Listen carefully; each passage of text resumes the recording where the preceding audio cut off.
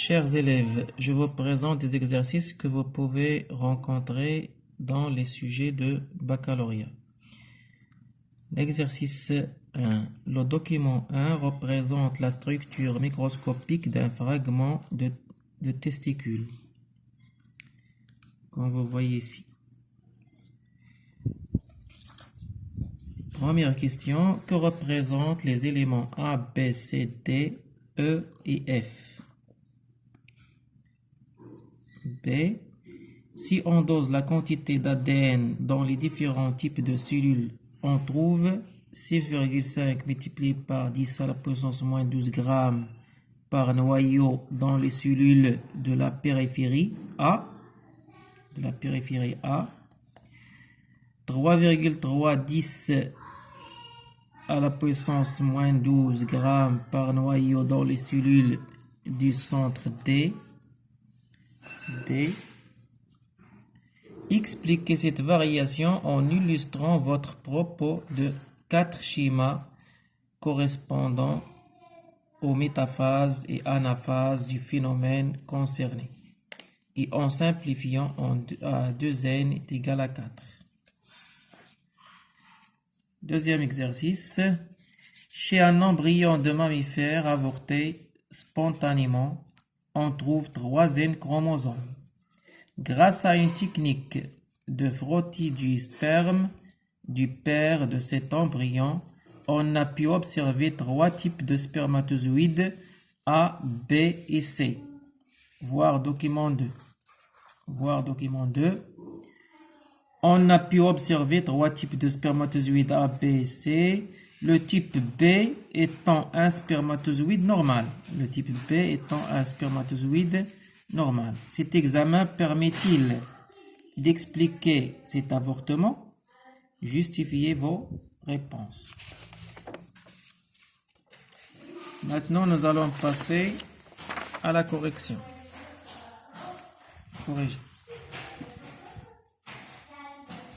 Structure du testicule.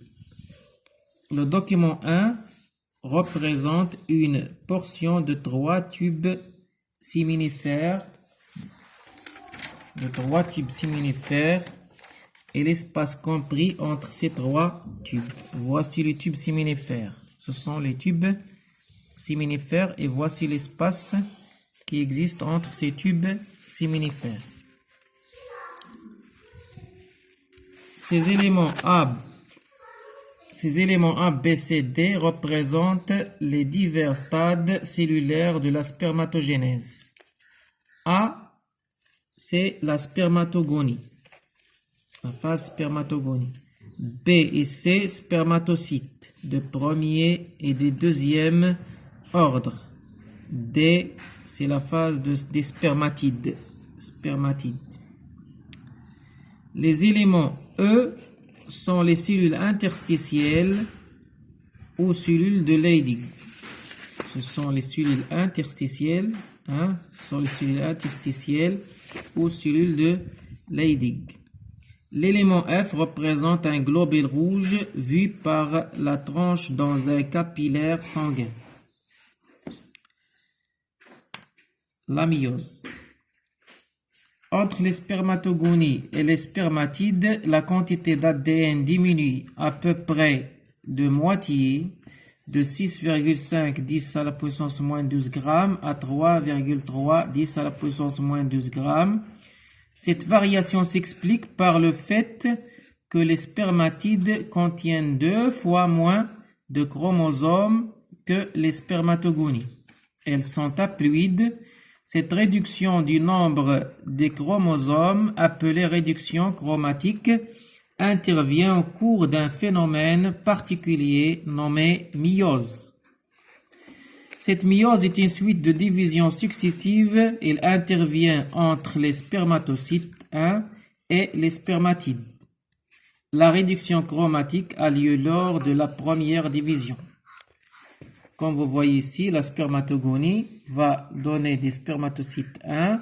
Les spermatocytes 1 vont se subdiviser pour donner 2 spermatocytes 2. Les spermatocytes 2 chaque spermatocyte 2 va donner 2 spermatides hein, de spermatides. Le passage de première division aux deuxième division s'appelait méiose. On parle de méiose. Voilà le schéma des cellules. Membrane plasmique, cytoplasme, fuseau de division, chromosome divisé en deux, chromatides placés sur la plaque équatoriale par leur centromère. Ici, chromosome homologue situé de part et d'autre du plan équatorial. Voici le plan équatorial. Voici les chromosomes situés de part et d'autre du plan équatorial.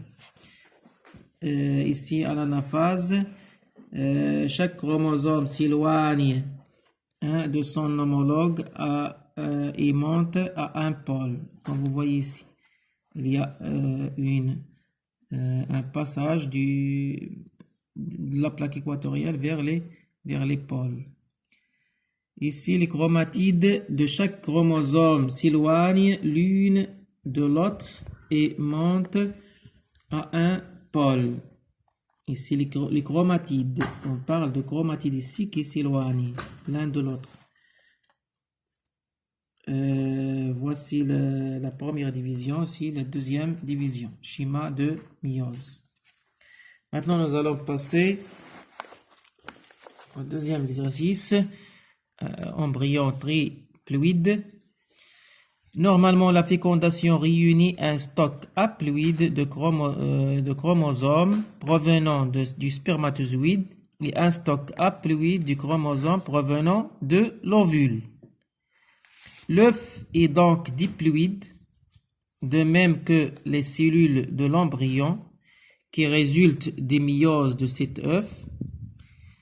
Chez l'embryon qui a avorté, on trouve 3 N chromosomes. Donc, il y a un stock haploïde en plus.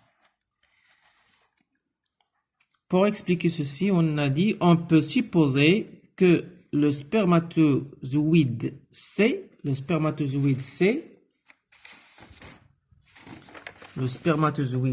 voici le spermatozoïde C. Le spermatozoïde C, dont la tête est plus grosse, contient 2 N chromosomes et que la fécondation d'un ovule normal haploïde par ce spermatozoïde anormal diploïde donnera un œuf puis un embryon triploïde. Ce spermatozoïde a bicéphale, c'est-à-dire il a deux têtes, ce spermatozoïde bicéphale, il y a 2 têtes, et également diploïde, mais il est peu probable qu'un tel spermatozoïde soit fécond.